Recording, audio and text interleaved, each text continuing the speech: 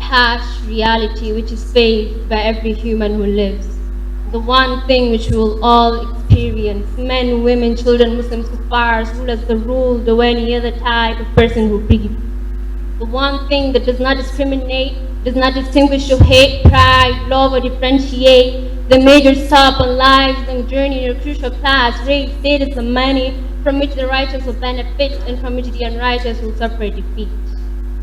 Death is the return to the one who is created, the exalted, the blessed, the only one who deserves to be worshipped. Al-Ahad, Al-Samad, الذي لم يلد ولم يولد ولم يكن له كفوا أحد. Welcome back on Good Morning Abuja. It's been a wonderful time on the program so far, and I know you enjoyed our regulars.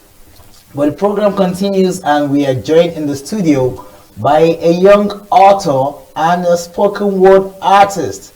Trust me, this is one you want to sit and enjoy as we embark on this interview with no other than Maryam, Mairiga, Umar. You're welcome on the program. Thank you for having me. Yes, you are very young yet super talented. That is amazing. You're a writer. Let's explore that part. Why writing? Why do you love to write? I've had the impulse to write ever since I could make sensible sentences. When I joined my secondary school, in my early secondary school years, I'm talking JSS1 here. Okay. I joined the literary and debating club in my school, Starfield College, and you know the patrons in the club had this way of forcing us to do, because at that time we'd probably just want to play and stuff, but they had this determination to force us and drill us. We went out of our schools for competitions, debates, and during that kind of thing we got the idea, oh, let's make an anthology in the club.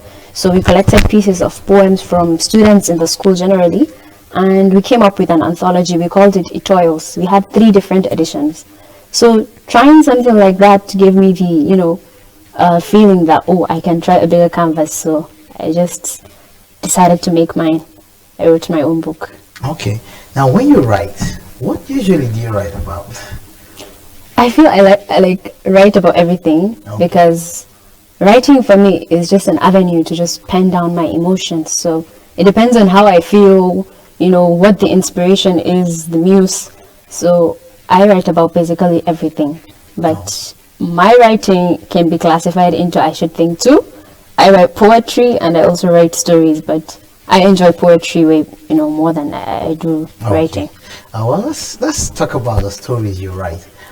We'll come talk about your book, but the stories you write, are there true life stories or things you experience, or just something you imagine, or just creatively? I write fiction only. Only fiction. I write fiction, yes.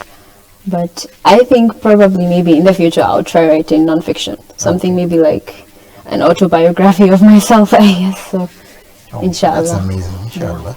And now let's, your school played a pivotal role in polishing this artistic traits that you already have, obviously. But let's come back home. What was the perception like at home? What was the support like from parents, family members? At first I had this feeling, because how African parents can be, but surprisingly they really took it well and they encouraged me. In fact, the encouragement I got from home, I didn't get it from anywhere, because I'm a self-published author. I published my book myself. My parents there to support, day in, day out. I always, talked about my ideas with my mom. So whenever she, gave me an idea, I would transfer it to an idea book. It's a book where I keep lists of imagery, overhead bits of real life dialogue, and anything I feel might come in handy in future. So my family played a huge role. I don't think I would be here without their support. Okay, so now let's talk about this book, My Step Monster.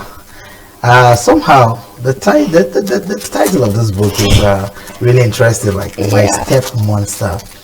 So let's talk about this book. What was it? What's the book about? So My Step Monster is a 21st century anecdote. It recounts the experiences of a family of 4.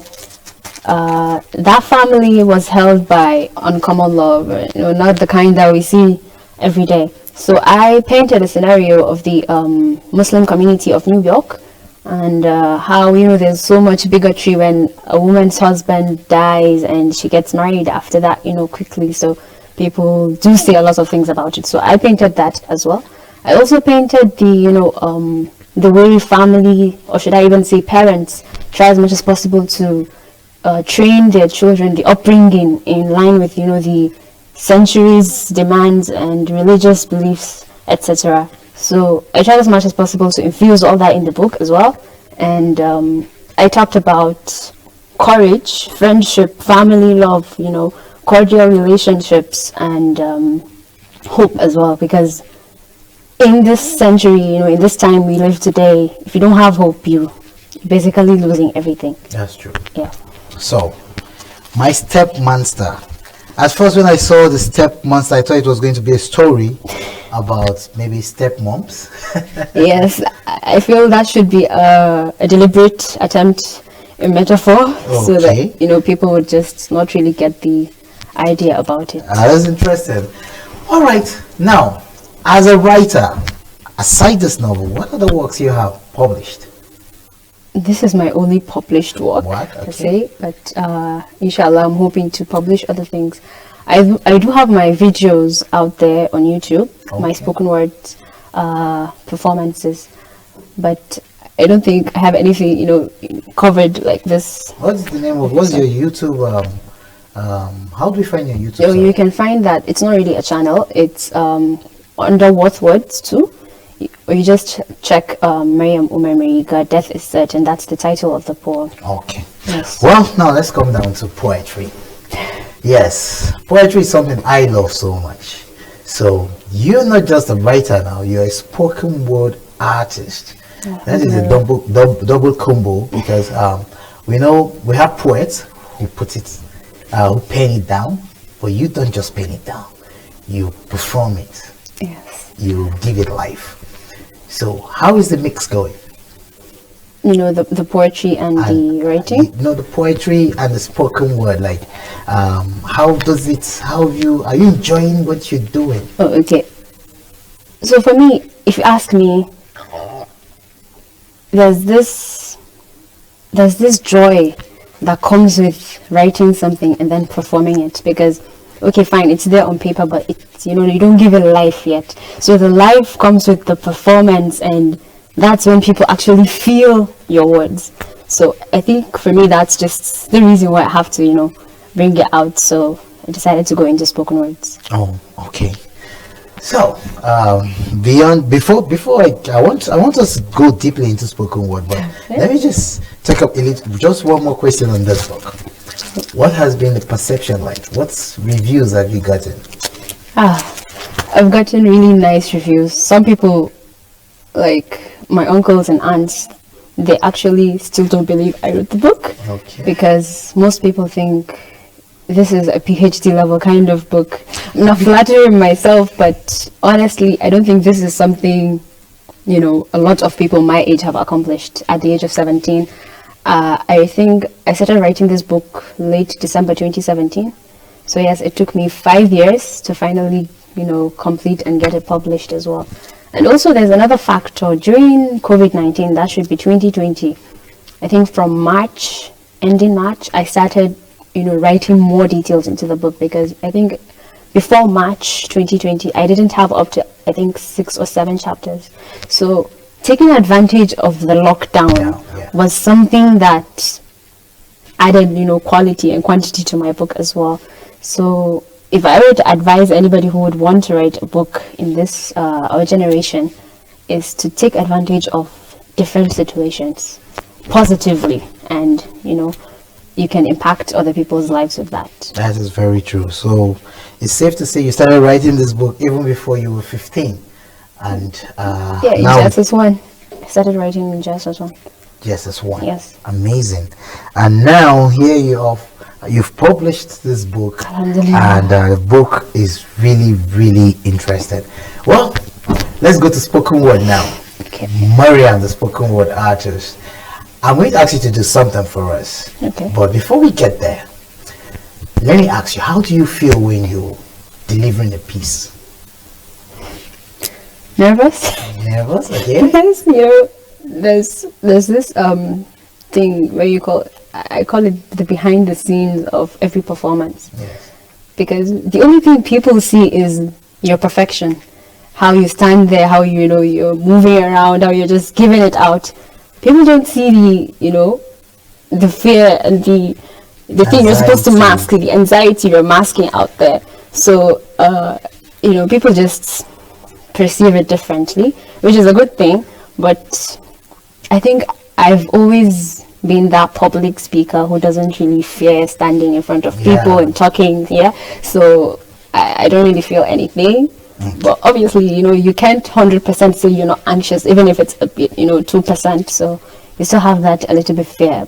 And that fear only comes when you're scared that, I might, stumble, I might, fumble, I might make a mistake. But once I'm really standing there and the audience are just there, their hopeful eyes, I just feel, I just conform myself with the surrounding, and then I just, do my thing. Okay. What would you say is the largest audience you had to come across? About 500 plus. Wow. Yeah, I think that should be the largest I've come across so far, and I feel it's still small. Inshallah, I would want a bigger audience. Oh, wonderful. That's good to hear. All right, so now let's get to the spoken word poem. Okay. I want you to do us something, because I know everybody is anxious to see, okay, she's talking about this. Let's see if she has something that we can watch. So do something for us. Let's see. Okay, so this poem is titled Anxiety. I would give the reason behind the poem before I perform it, if you please. So I started writing this poem, and what I do normally, it's like to avoid plagiarism or having to write almost the same content as someone. Once I have a topic, I search it online, or once I have a few words, and lo and behold, when I did search, there was somebody with almost the same writings as I did. So I decided to Islamize my own, because as a Muslim, I try as much as possible to have the majority of my poems or spoken words to be Islam related or Deen related. So this would probably sound a little bit familiar to some people, but this is my piece and the Islamic version. But because it's so long, I would cut it into I'll give you a 1/4 of it, inshallah. Okay. I wake up, puddle of sweat. I have nightmares and I get back in the bed. It's like these voices just keep playing or repeat at the back of my head, and I can't get them to leave me alone. 17 years old, but still hates being alone when I'm home, 'cause that's when the voices get the loudest. Opening up like this is a moment far from my proudest, but these demons keep pestering me. I swear that they're foulest. Though I've grown comfortable with their presence, my consciousness is callous. My dreams are their playgrounds, my thoughts are their palace. I tried to evict them, but they returned with more. Anxiety isn't an item you can return at the store. I was 9 the first time I had a panic attack, like a punch to the stomach. There was no planning for that, and I didn't tell anyone because I was too scared about what they'd say, and I know deep down that there was nothing they could do to take it away. It was my fight to fight and my battle to face. I remember that house I grew up in and how those demons would travel that place. I'd lay awake at night just staring at the ceiling. I'd spend my whole life trying to run from that feeling to be lonely, that feeling to be lost, that feeling to being sick when the lights are turned off, that feeling to be anxious, that feeling to be depressed, that feeling to scream my lungs out, begging someone to take the feeling away from me, only to get silence in return. I'd lay in that bed crying, and I toss and I turn and I turn and I toss to this day. The doctors gave me medications, the Maryam said pray. I tried both, but this anxiety hasn't gone away. So forgive me if I fantasize about being gone today. I'm an actress who got really good at being on today, but when I turn off, I go right back into the shadows. Wow, that was really beautiful, Maryam. And I'll tell you, your version sounds even better than the, the others I've listened to. It's really interesting. So now, I know we're running out of time, but before we go, yes, you're very young. you started early from JSS1. You started writing. You're passionate about poetry and performing in front of audiences who are far older than you and who should make you fear. But there you are standing strong and you deliver your piece, and everybody gives you the applause. I want you to speak to the younger ones than you, who just tell us what should they do so they get to where you are at least. Okay, so for anyone who's watching and you know you have that dream, then your dreams, as long as they're legit, they're real and they're accomplishable. You know, working with passions and dreams, you would have to, you know, put it in your mind that, okay, inshallah, you know, that your dream, you'll be accomplished, it will be accomplished, your missions, your goals, you make it somewhere. Because if you do otherwise, if you allow somebody to tell you something else differently, then you wouldn't be able to take yourself, you know, somewhere great. Because from my experience, working with, you know, your passions, it's something that a lot of people find difficult to achieve. But once you realize that dream is something you want to do and it's something you can do, you can never tell yourself I can't, because your I can is, you know, bigger than your I cannot. So you should try as much as possible to accomplish that dream, no matter how little it is. Don't belittle it, because you don't know how. Because for me, I used to think, oh, it's just a story, why should I publish it? But, you know, it brought me this far. So just realize your goals and your dreams and reach out for them, because they'll take you far. That's very true. Your dreams, your goals will take you very far, but first you need to stand up and do something about them. That means you need to put in the work, and putting in the work is not usually easy, but it's doable. And if you have a talented daughter, son, do not stereotype them to music and to being doctors and lawyers and all of that alone. This art form called writing and singing and poetry, it's one that is as old as man himself, and that is why we're celebrating Maryam Umar Mairiga today in the studio. It's been a pleasure having you. It's been a pleasure being here too. Thank you. We look forward to reading more of your works and seeing more of your pieces on where can we get this book? There's the hard copies available here in Abuja, but inshallah I am currently working on putting it on Amazon. Okay. Yes. So go get this. Trust me, it's an interesting read, and it's by Maryam Umar Mairiga, My Step Monster. Let's see if you can find what your step monster is from reading this book. The program is Good Morning Abuja. We'll go on a short break. When we return, the program continues. Ain't no food like a sister.